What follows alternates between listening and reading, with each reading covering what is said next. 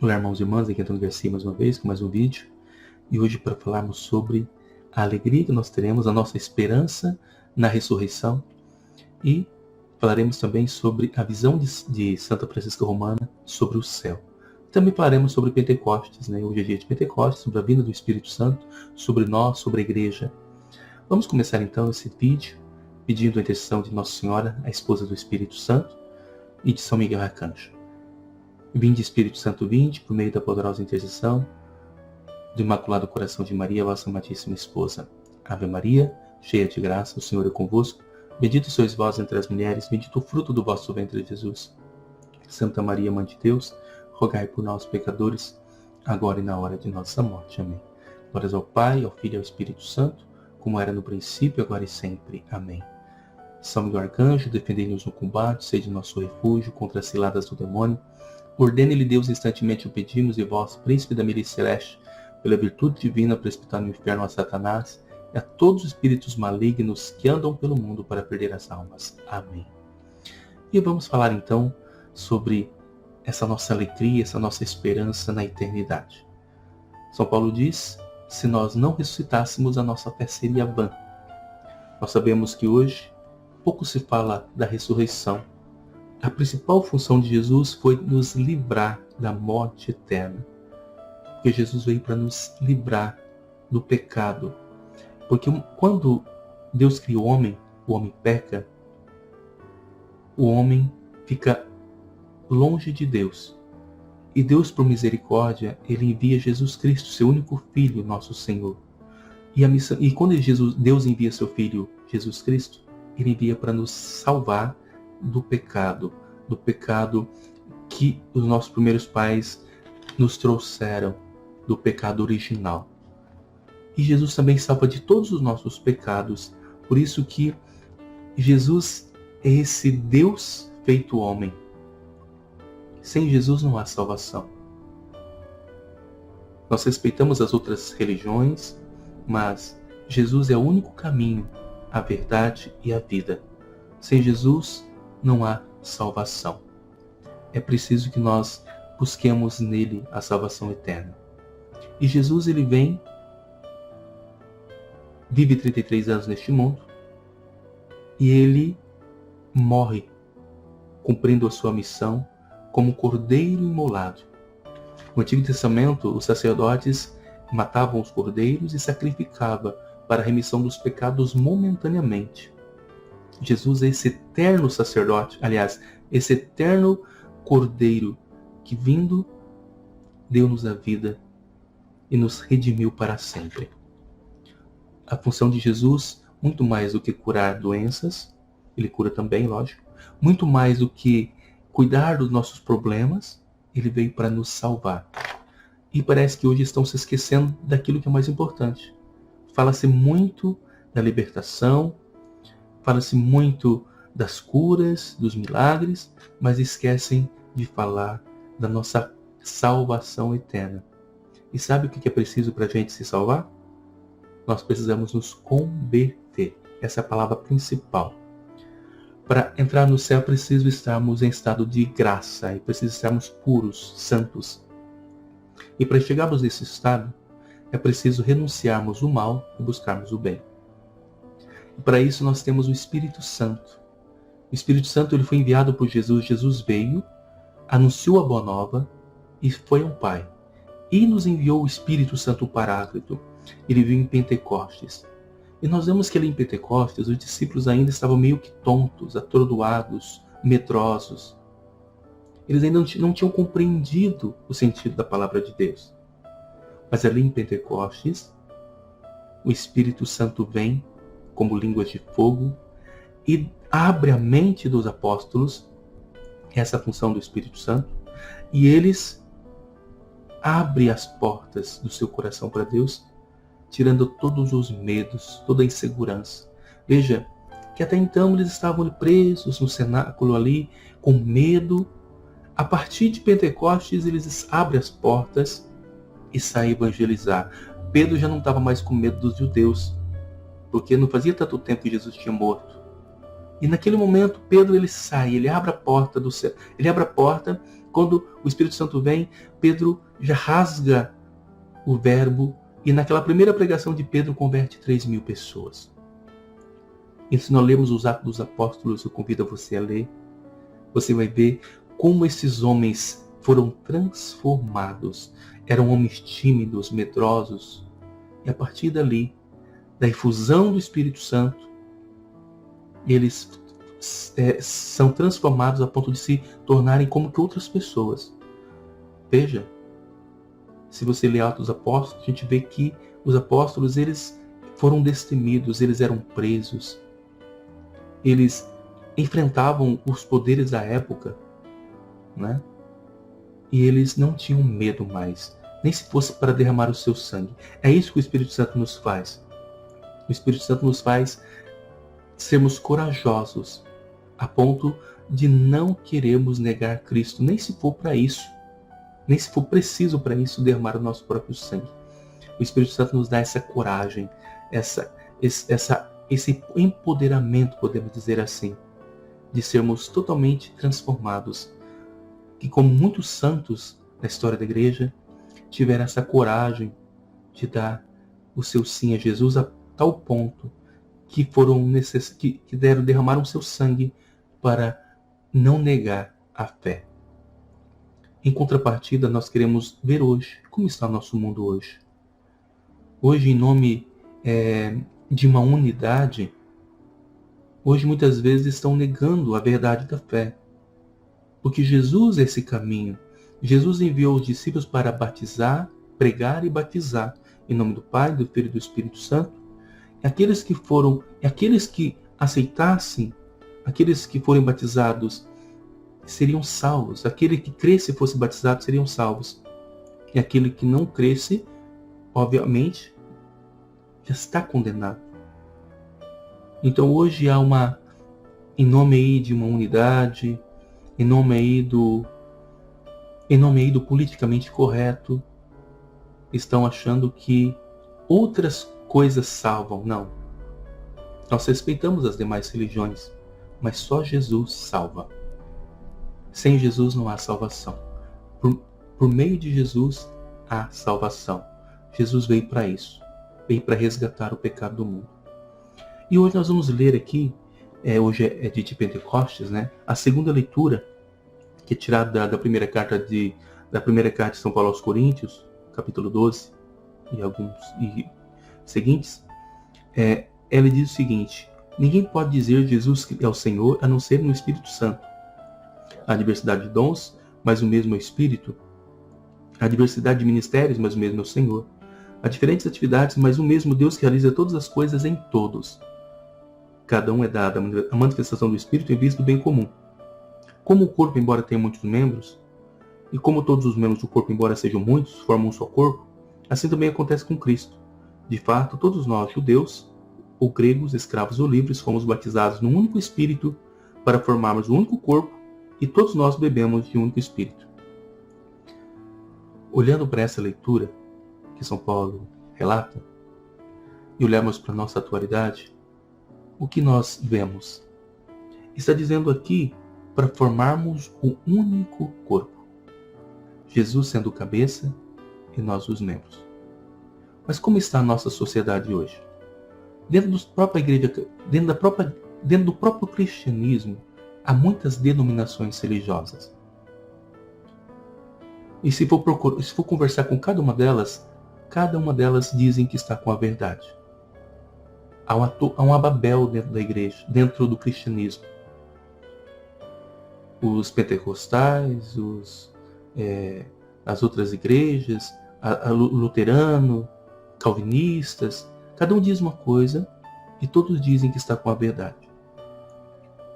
E como que fica essa união do corpo de Cristo? Será que virou um fantasma? Será que Cristo é a cabeça de vários corpos? Não vejo unidade nisso. Mas também não podemos ter unidade sem a verdade. Porque Jesus disse que o Espírito Santo ele uniria todos. Como que o Espírito Santo pode estar nessa divisão toda? Mas nós sabemos que a Igreja Católica foi a igreja que foi fundada por primeiro. Só basta ver a história. Não precisa nem buscar muito longe. Nós vemos que a Igreja Católica tem 2020 anos e nós temos a sua história através dos séculos. E Jesus disse a Pedro que as portas do inferno não prevaleceriam contra esta igreja. Portanto, a única e verdadeira igreja é a Igreja Católica Apostólica Romana, e ela está à ação do Espírito Santo. Cristo, ele veio, como já disse, ele morreu na cruz, e morreu, ressuscitou e subiu ao Pai. Ele envia o Espírito Santo. O Espírito Santo vem e forma essa igreja, esse corpo místico de Cristo. Então, Cristo é o cabeça e a Igreja Católica é esse corpo místico. Portanto, se você está fora da Igreja Católica, meu irmão, você está fora desse corpo místico de Jesus Cristo. Não quero aqui causar briga, divisões, mas eu quero dizer aquilo que é a verdade da fé, aquilo que nós vemos durante a história. E há muitos membros desse corpo hoje que estão doentes. E por isso que todo o corpo está sofrendo hoje. Nós vemos na Igreja de Cristo tantas coisas erradas acontecendo. Inclusive, tantas ideologias, tantas doutrinas errôneas entrando dentro da Igreja Católica, inclusive doutrinas heréticas de outras religiões cristãs. Hoje, as pessoas estão esquecendo a devoção à Nossa Senhora. Hoje as pessoas estão com um medo de falar das imagens, dos santos, até para agradar os nossos irmãos, mas nós não podemos, nós não estamos aqui para desrespeitá-los, nós estamos aqui para falar a verdade. E como católicos nós devemos buscar a verdade. E a verdade está na Igreja de Cristo, fundada por ele há 2020 anos, sendo Jesus Cristo o cabeça e nós os membros desse corpo, esse corpo místico de Cristo, fundado para ele. A igreja protestante mais antiga é a luterana, que foi fundada em 1517, portanto tem um tempo aí de 1000 anos. Então quer dizer que Cristo funda a igreja, fica 1000 anos, depois 1517 ele vem para retomar. Não. E se nós formos ver a história, a Igreja Católica é a primeira igreja cristã que surgiu desde lá. Tem uma história aí de Constantino, que falam que Constantino que formou a Igreja Católica. Não. Se nós formos ver bem certinho, buscarmos a verdadeira explicação, chegaremos aos primeiros cristãos. Inclusive, Pedro foi o primeiro Papa, e hoje nós temos 265 a 267, não me lembro exatamente, papas com o nosso atual Papa Francisco. E a igreja com altos e baixos, porque essa igreja ela é santa, né? Ela é santa porque ela é fundada por Cristo, mas infelizmente ela tem muitas pessoas infiltradas nelas que são órgãos doentes, né? E que a mancham muitas vezes com seus pecados. Mas a igreja não deixa de ser santa por isso. No primeiro colégio dos apóstolos, Jesus tinha 12 homens que Jesus escolheu, e um o traiu, que era Judas. Nem por isso Jesus deixou de ser Deus, nem por isso a igreja deixou de ser santa pelo pecado de Judas. Não. Eles escolheram o outro, colocaram no lugar de Judas, e a igreja continuou o seu caminho. Assim tem também a igreja hoje. A igreja é santa porque ela é fundada por Cristo, e porque a essência da igreja é santa, e os pecados dos filhos da igreja não mancham a igreja. Ok? Então é isso. Agora nós vamos ler a visão do céu por Santa Francisca Romana, e o Espírito Santo é essencial para nós. Sem a ação do Espírito Santo nós não conseguiremos a santidade. É o Espírito Santo que, agindo na história, ele nos restaura.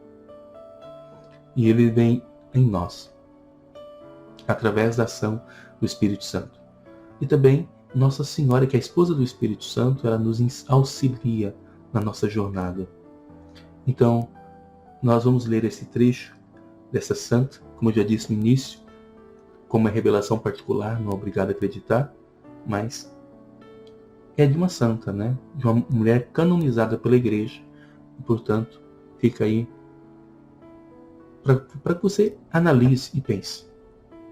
Diz a seguinte: participando da Santa Missa na capela preferida, assim que recebeu o Santíssimo Corpo de Cristo sacramentado, foi arrebatada em êxtase.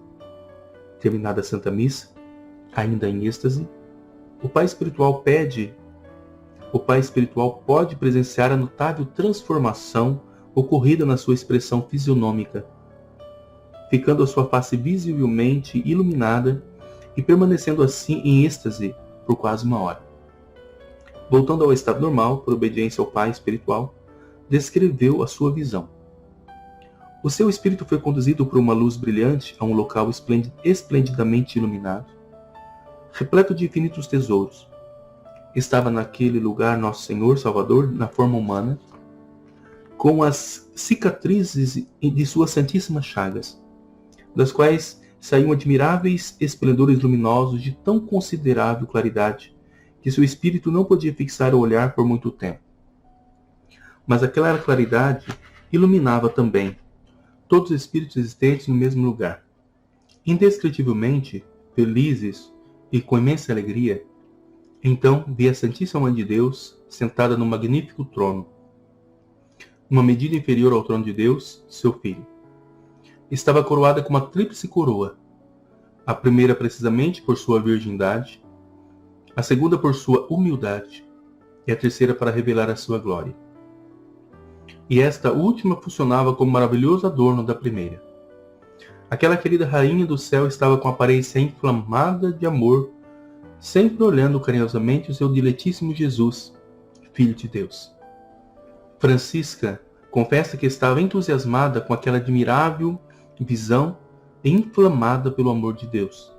E vendo também uma imensidão de tesouros estendidos ao redor do Senhor, teve desejo de saber o significado.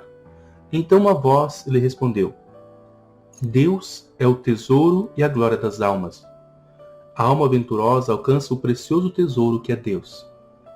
A seguir, a voz do Senhor Deus lhe falou: Eu sou o amor eterno, que arrasta o coração favorito afastando-o de todos os bens terrenos e o ensina a meditar mais alto e mais profundamente. Faço seduzi-lo depois de observá-lo, e em minha observação faço transformá-lo totalmente. É planificado com imensa caridade, e depois de arder em amor celeste, imediatamente terá a maior consideração e assumirá ele mesmo, convidar todas a inflamarem, como se permitisse unir integralmente a sua vontade com a vontade divina. O próprio sempre contemplará desejoso de me abraçar. O seu amor alcançará o meu coração. A venturosa serva de Cristo, ouvindo aquela voz, ainda em êxtase, fez sinal com a cabeça afirmando concordar totalmente com a vontade divina, e se recomendava humildemente aos dois corações juntos, do Altíssimo Criador e de sua Santíssima Mãe. Logo que se retirou da visão, o seu pai espiritual e Rita Covelli, sua filha espiritual em Cristo, ouviram a sua narrativa. Entretanto, antes de deixar a igreja, numa última oração, aconteceu outro êxtase, com duração de 1/4 de hora, quando ela ouviu a voz de Nossa Senhora que disse: A alma que ignora o tesouro divino, que é ingrata e não procura conhecer, e que não se faz submissa à vontade de Deus, não consegue a paz interior. Embora satisfeita com os bens terrenos, cultivará a contradição e só conseguirá contradizer as nossas palavras. Essa visão aconteceu no dia 30 de setembro de 1431. Por que eu trouxe essa visão? Porque muitas vezes a gente acha que Deus é muito distante, que o céu é muito distante. Mas o reino de Deus está dentro de nós. E é preciso que nós vivamos a vontade de Deus aqui neste mundo. Então é isso. Espero que você possa buscar essa santidade, a fim de que um dia você esteja gozando da eternidade. O céu é real. O céu não é uma ficção. Para muitos hoje, acha que o céu não existe, que o inferno não existe, que o purgatório não existe. Essa é uma doutrina herética que está entrando dentro da igreja. Muitos estão perdendo a fé. Para muitos, Deus é apenas uma energia, né? Está misturando muito misticismo dentro da Igreja Católica, misturando muitas correntes ateias, até de outras divindades antigas entrando dentro da Igreja, como por exemplo nós vemos por ocasião do Sínodo da Amazônia, a entrada da Pachamama lá no Vaticano, que é o símbolo de uma deusa pagã, né? A Mãe Terra. E a gente fica triste por isso. Mas como eu já disse, a Igreja Católica ela é santa, porque Cristo é santo, é Deus, e nem por isso, nem por esses pecados, a Igreja vai deixar de ser santa. E nós precisamos rezar muito pelos pecadores. Nossa Senhora pede em Fátima e pede em muitas aparições para que rezemos, porque não é vontade de Deus que as pessoas se percam. Deus quer salvar a todos. E Deus conta conosco para ajudar nessa missão. O objetivo desse vídeo também é isso. Não é te condenar. Muitas pessoas dizem assim, a gente quando fala alguma coisa, fala que está condenando as pessoas. Não. O objetivo é tentar, pela ação do Espírito Santo, que você abra os olhos. Que você faça esse exame de consciência. E você mesmo olhe para dentro de você e veja aonde que você precisa mudar. Eu quero fazer isso também hoje, pedindo para o Espírito Santo entrar dentro de mim e me ajudar a me converter. Porque sem conversão, sem purificação, nós não iremos estar na eternidade com Deus. É preciso essa libertação do pecado, das coisas mundanas. É preciso viver a mensagem de Deus. E olhando para o mundo de hoje, a gente vê um mundo cada vez mais distante de Deus, somente focado em coisas fúteis desta vida. O que vive a nossa juventude hoje, as nossas adolescentes, as nossas crianças, somente grudado nos celulares, nas telas, e distante assim numa vida fútil. Muitos nem rezam mais, muitos não participam mais da Eucaristia, que é o alimento da alma. Jesus disse, quem não comer do meu corpo e não tomar do meu sangue não terá parte comigo. As pessoas não buscam mais a Eucaristia, não buscam mais o sacramento da confissão. Hoje, até mesmo dentro da Igreja Católica, as pessoas estão numa fé vazia, numa fé meramente de busca de saciar a sua vontade, não a vontade de Deus. E isso muitas vezes não pode até atrair para você a condenação eterna. E não é isso que Deus quer para nós. Nossa Senhora mostrou o inferno para as 3 criancinhas em Fátima e disse que são inúmeras as pessoas que vão para o inferno nesse tempo. E ela pede para consagrarmos a Nossa Senhora e fazermos penitência pelos pecadores. E é isso que eu convido a você a fazer. Busque ouvir as mensagens de Nossa Senhora. Eu peço que você busque ouvir, porque Deus tem enviado Nossa Senhora nesses últimos tempos para nos convidar à conversão. Vem para Deus. Ele está acolhendo, esperando por você. O Espírito Santo quer ajudar você a fazer isso. Vinde, Espírito Santo, enchei os corações dos vossos fiéis, acendei neles o fogo do vosso amor. Enviai o vosso Espírito, tudo será criado, e renovareis a face da terra. Oremos. Ó Deus, que instruíste os corações de vossos fiéis, com a luz do Espírito Santo, fazei que apreciemos corretamente todas as coisas segundo o mesmo Espírito, e gozemos sempre da sua consolação, por Cristo Senhor nosso. Amém. Em nome do Pai, do Filho e do Espírito Santo. Amém. Muito obrigado por estar aqui até agora, e fique com Deus até o próximo vídeo.